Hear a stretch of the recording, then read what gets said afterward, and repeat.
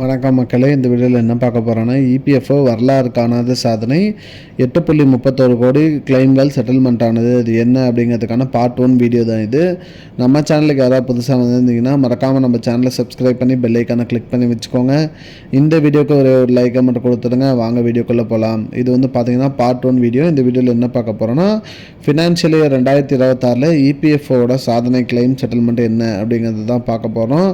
அதில் வந்து முதலாவதாக என்ன சொல்லியிருக்காங்க அப்படின்னு பார்த்தீங்கன்னா, employee provident fund organisation EPFO 2025-26 நிதியாண்டில் சாதனையாக 8.31 கோடி கிளைம்களை செட்டில்மெண்ட் செய்துள்ளது அப்படிங்கிற மாதிரி சொல்லியிருக்காங்க.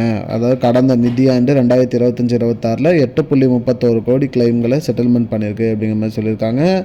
அதே மாதிரி நிதியாண்டு 2024-25 6.1 கோடி கிளைம்களை மட்டும்தான் செட்டில்மெண்ட் செய்த நிலையில் இந்த ஆண்டு சுமார் 38% உயர்வு பதிவாகியுள்ளது அப்படிங்கிற மாதிரி சொல்லியிருக்காங்க.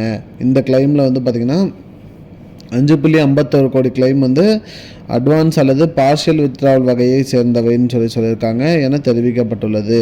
பிஎஃப் பணத்தை அவசர தேவைகளுக்காக எளிதாக பெறும் வசதி அதிகரித்திருப்பதை இந்த உயர்வுக்கான முக்கிய காரணமாக பார்க்கப்படுகிறது அப்படிங்கிற மாதிரி சொல்லியிருக்காங்க.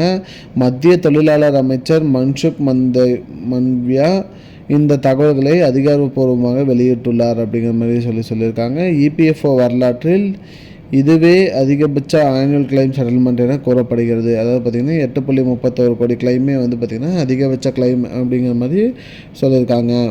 மேலும் பார்ட் 2 வீடியோவில் ஆட்டோ ப்ராசஸிங் மற்றும் டிஜிட்டல் டிரான்ஸ்ஃபர்மேஷன் பற்றி பார்த்துக்கலாம். இதுதான் மக்களே இப்போதைக்கு வந்த முக்கியமான பயனுள்ள தகவல். இது போன்ற பயனுள்ள தகவலை தெரிஞ்சுக்கொள்ள நம்முடைய சேனலை மறக்காமல் சப்ஸ்கிரைப் பண்ணி வச்சுக்கோங்க. இந்த வீடியோவை உங்கள் ஃப்ரெண்ட்ஸ் அனைவருக்குமே ஷேர் பண்ணிடுங்க. நன்றி. I don't understand your jokes, man. Because it's not a joke.